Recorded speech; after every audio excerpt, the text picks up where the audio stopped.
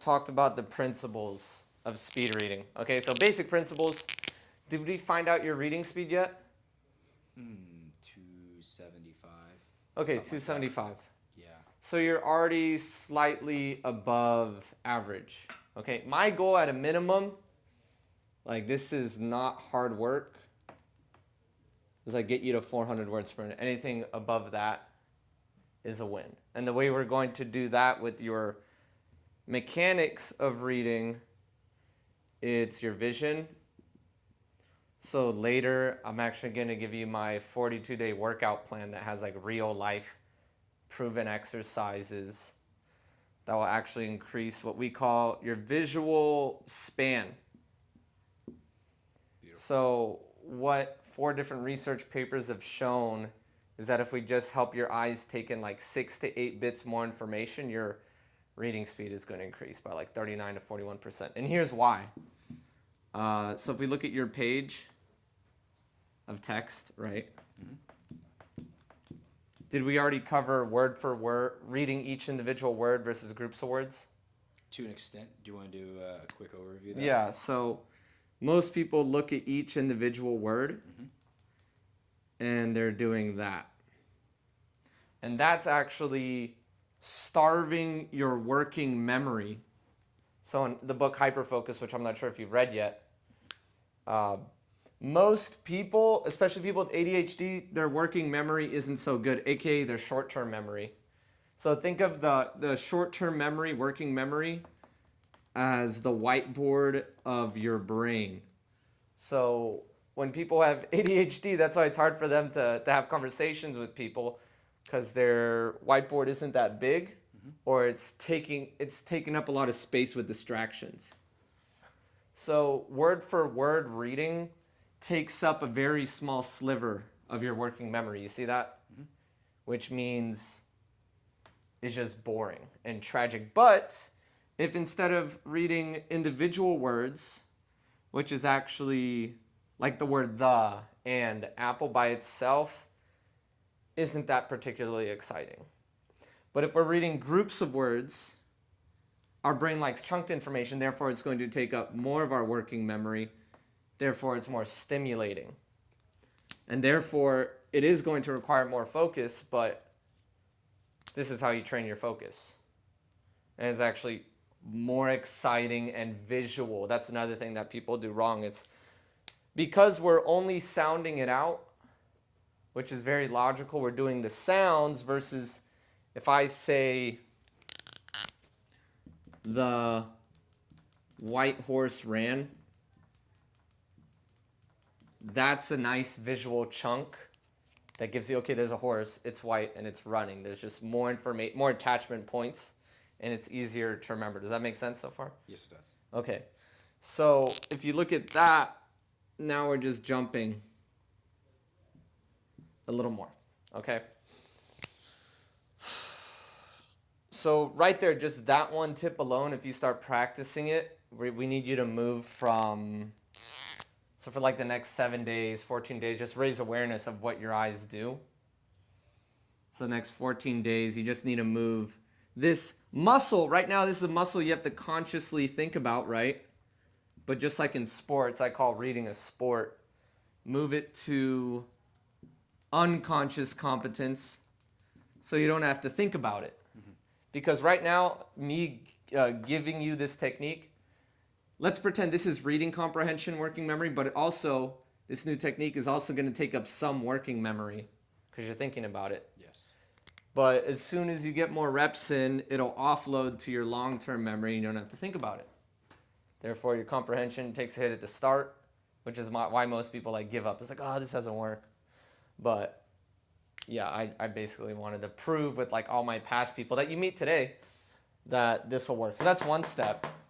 Now we could talk about your other question, which is, okay, David, well, sounding out. Yeah. But before you continue, Yeah, so continue. sorry. So when you are chunking it, you are chunking it by the line. So obviously, still looking across, Mm-hmm. narrowing the focus, right? Trying not to focus on the margins, purely the words, and then like do you Can you chunk it by the entire line more? It's also dependent upon the side of the page, right? It's dependent on the side of the page, but for most people, 2 to 4 eye fixations is what we call them. Per line is what you want to do. 2 to 4 is good. So right here you could do 3 versus 2. If I were to look at this one word alone, like this phrase, maybe I'd look like right there, and then my peripheral vision gets the rest as an example. That's where I'd start to look. Okay. Okay, so you're chunking and starting basically in the middle. Yeah, so if I were to read this line, I wouldn't, and Tim Ferriss talks about this in his book, The 4-Hour Work Week. You start right about there, and then maybe there, and then there. Tim Ferriss never looks at like the extreme very end, because there's all this white space that's going to waste. Understood. Thank Make you. sense? Yes, sir. Awesome. Any other questions about movement? So the basics of speed reading, like just the mechanics that everyone tells you to do, is one, your pacer, which is your finger from left to right. So when I first started, I'd always go left to right, but when you get better, I noticed I started doing like little eye movements like this down the center, just to keep me in a good like rhythm. Okay. 2, it's the eye jumps as we discussed, and then 3, we could talk about sounding it out. So a lot of people either read out loud, they sound it out very loud in their head, or they move their mouth. Now how do we move that to... I don't like to completely eliminate it, actually. I like to tell people to minimize it at first, because really it's more of it's a symptom of you becoming an efficient reader. So if the next 6 months you read like a book a week or read a good amount of volume, you'll notice it'll drop down less. Like this will activate less. Some techniques I like to do is I count out the words 1, 2 in my head. Every time I jump, I say 1 in my head. Look at the group. Say 2. Look at that group. Say 1. And you'll notice most of the time, like you actually still read it, even though you said 1, 2 in your head, which is very interesting. And to help you bridge this gap of like, is this even possible? When you look at a stop sign, did you have to say stop out loud in your head? No. Usually not. So that's because like that neural pathway of you seeing the word stop, or you even seeing your first and last name, right? Reed, what's your last name? Stimmons. Stimmons. So Reed Stimmons. If I wrote that right here, how long would you have to sound it out loud? No. So that's where I tell people it's like we need reading vocabulary mastery as well, where if you could do that with 80% of the English vocabulary, usually I just recommend you start with, that's why I say nonfiction, because if I had you try to read every kind of book, you're not going to get that kind of processing win. I see. So for you, it might be mastering a bunch of sales books, but right now it sounds like productivity is like a cool subject for you. Focus, which is a great one to focus on. I'm trying to think of, the no reading exercise. Did we have you do that one yet? No, we haven't. Okay, so that one, again, that will be in the workout plan that I'll gift you with all my exercises. But essentially, I'll write that right here. Interesting name for an exercise. It seems counterintuitive, but what I essentially have you do, how about you get your book right now and I'll have you do it?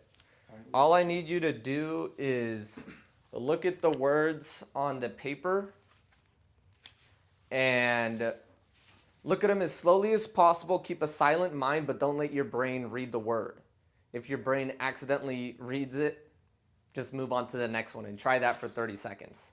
Like, how would you look at it if you're looking at like a blank wall, right? But look directly at the word and Just move slowly, move super slow over it.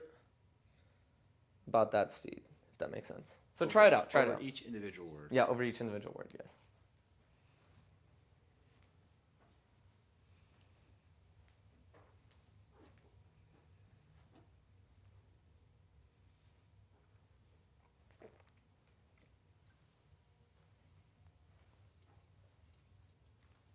Keep going, keep going.